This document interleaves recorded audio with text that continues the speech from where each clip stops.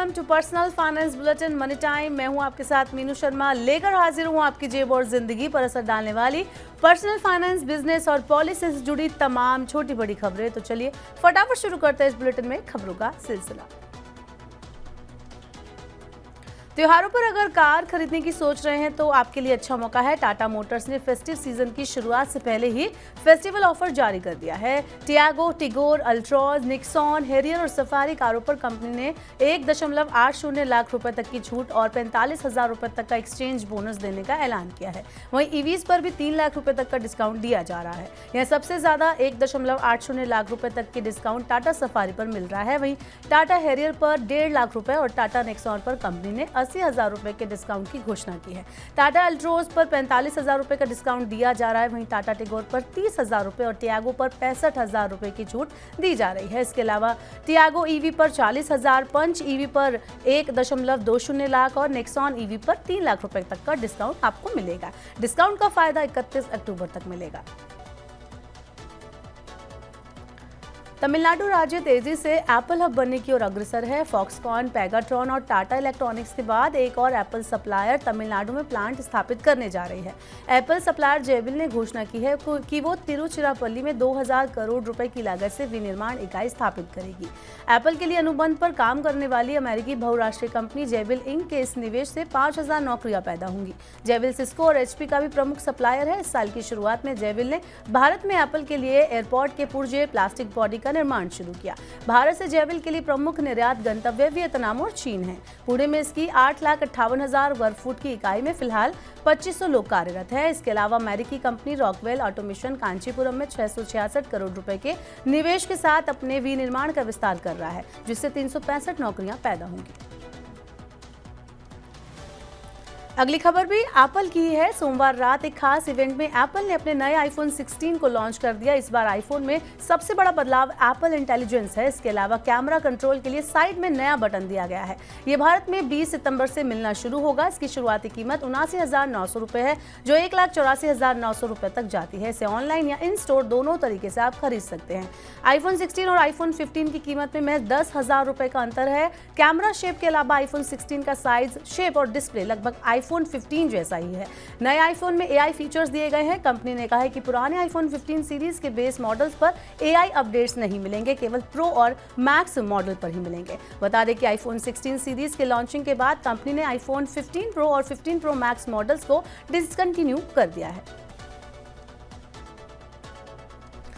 भारत का टाटा समूह जल्द ही दुनिया के सबसे बड़े सैन्य विमानों में से एक C-130J सुपर हरक्यूलिस का निर्माण करेगा। इसके लिए लॉकहीड मार्टिन और टाटा एडवांस सिस्टम लिमिटेड के बीच एक करार हुआ है। इस साझेदारी भारत की रक्षा और एरोस्पेस क्षमताओं को बेहतर बनाने में महत्वपूर्ण साबित हो सकती है।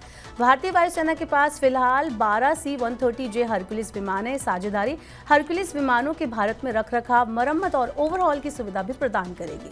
कुछ हफ्ते पहले रक्षा मंत्री राजनाथ सिंह अमेरिका के दौरे पर गए थे। राजनाथ सिंह के दौरे पर दोनों देशों के बीच रक्षा संबंध मजबूत करने पर बात बनी थी। सुपर हरक्यूलिस एक टैक्टिकल एयरलिफ्ट एयरक्राफ्ट है, जिसे सैन्य रसद पहुंचाने के काम में लिया जाता है।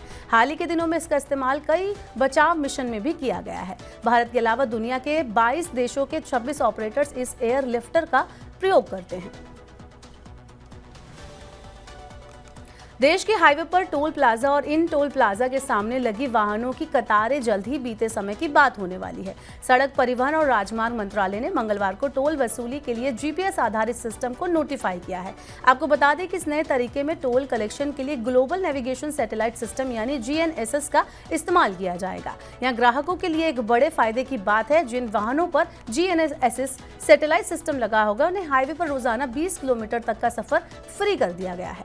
20 किलोमीटर का ये फ्री सफर सिर्फ हाईवे पर ही नहीं बल्कि एक्सप्रेस वे पर भी लागू रहेगा। हालांकि 20 किलोमीटर से ज्यादा के सफर पर वाहन मालिकों से कुल दूरी का शुल्क लिया जाएगा। बता दें कि सड़क परिवहन मंत्रालय ने जुलाई में कहा था कि उसने फास्टैग के साथ एक अतिरिक्त सुविधा के रूप में चुनिंदा नेशनल हाईवे सैटेलाइट आधारित टोल कलेक्शन सिस्टम को पायलट आधार पर लागू करने का फैसला किया है।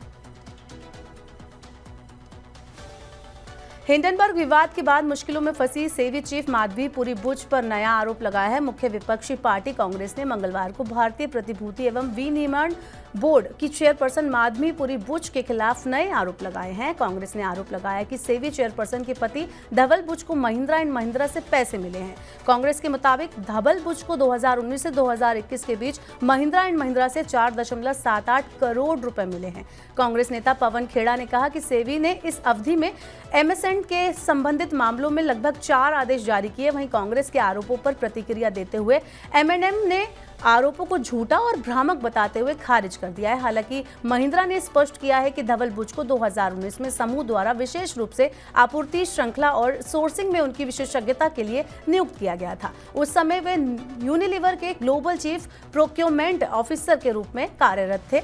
महिंद्रा ने एक्सचेंज फाइलिंग में कहा कि हम स्पष्ट रूप से कहते हैं कि हमने किसी भी समय सेबी से किसी भी तरह की तरजीह व्यवहार के लिए अनुरोध नहीं किया। धवल बुच एमएनएम की सहायक कंपनी ब्रिस्टकोन के बोर्ड में है। एमएनएम ने कहा कि धवल बुच माधवीपुरी बुच के सेबी अध्यक्ष के रूप में नियुक्त होने से लगभग 3 साल पहले महिंद्रा समूह में शामिल थे। ये भुगतान उन्हें विशेष रूप से उनकी विशेषज्ञता और प्रबंध कौशल के लिए दिया गया है। शेयर बाजार में जल्द ही 2 और आईपीओ दस्तक देने वाले हैं। आज इन आईपीओ का मूल्य दायरा तय किया गया है। इसमें पहला है ऑर्किड डेवलपर्स का आईपीओ। इसके लिए 121 से 128 रुपए प्रति शेयर का मूल्य दायरा तय किया गया है। बता दें कि मूलतः मुंबई की real estate company orchid developers limited 410 crore रुपए का पब्लिक इशू लेकर आ रही है। कंपनी के अनुसार ये आईपीओ 16 सितंबर को खुलेगा और 19 सितंबर को बंद होगा। एंकर निवेशक 13 सितंबर को बोली लगा पाएंगे। इसके अलावा लॉजिस्टिक कंपनी वेस्टर्न कैरियर्स भी 400 करोड़ रुपए का आईपीओ लाने की तैयारी में है। कंपनी ने आईपीओ के लिए 163 से 172 रुपए प्रति शेयर का मूल्य दायरा तय किया है। कंपनी का आईपीओ 13 सितंबर को खुलेगा और 18 सितंबर को बंद होगा। एंकर निवेशक 12 सितंबर को शेयरों के लिए बोली लगा सकेंगे। आर्थिक सुस्ती की मार झेल रहे चीन की मुश्किलें कम होने का नाम नहीं ले रही हैं। चीन के आयात में एक बार फिर सुस्ती दर्ज की गई है। 1 साल पहले की तुलना में आयात में केवल 0.5% की वृद्धि हुई। ये अर्थशास्त्रियों द्वारा लगाए गए करीब 2% के अनुमान से कम है। वहीं यूरोपीय देशों में डिमांड बढ़ने के कारण निर्यात में तेजी दर्ज की गई है। चीन के सीमा शुल्क कार्यालय द्वारा मंगलवार को जारी आंकड़ों के अनुसार अगस्त में निर्यात पिछले साल की समान अवधि की तुलना में 8.7% बढ़कर 308.65 अरब अमेरिकी डॉलर हो गया। यह अर्थशास्त्रियों के करीब 6.5% के अनुमान से ज्यादा है। जुलाई में निर्यात 7% की दर से बढ़ा था। अगस्त में यह आंकड़ा 18 महीने में सबसे मजबूत है। इसकी बड़ी वजह अगस्त 2023 में कम आधार है, जब निर्यात में 8.8% की गिरावट आई थी। निर्यात की मांग बढ़ रही है, लेकिन चीन घरेलू मांग को बढ़ाने के लिए संघर्ष कर रहा है। फैक्ट्री प्रबंधकों के एक अधिकारी सर्वेक्षण के अनुसार अगस्त में चीन की विनिर्माण गतिविधि 6 महीने के निचले स्तर पर आ गई है।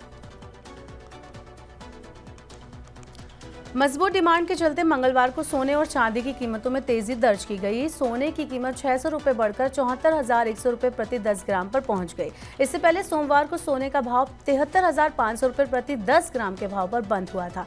अखिल भारतीय सराफा संघ के अनुसार चांदी की कीमत 700 रुपए बढ़कर 84,500 रुपए प्रति किलोग्राम हो गई। इसका पिछला बंद भाव 83,800 रुपए प्रति किलोग्राम था। इसके अलावा 99.5% शुद्धता वाले सोने का भाव 400 रुपए बढ़कर 73,750 रुपए प्रति 10 ग्राम हो गया। पिछले कारोबारी सत्र में 73,350 रुपए प्रति 10 ग्राम पर बंद हुआ था। विदेशी बाजारों में कॉमेक्स सोना 2,532.10 डॉलर प्रति औंस पर कारोबार कर रहा था।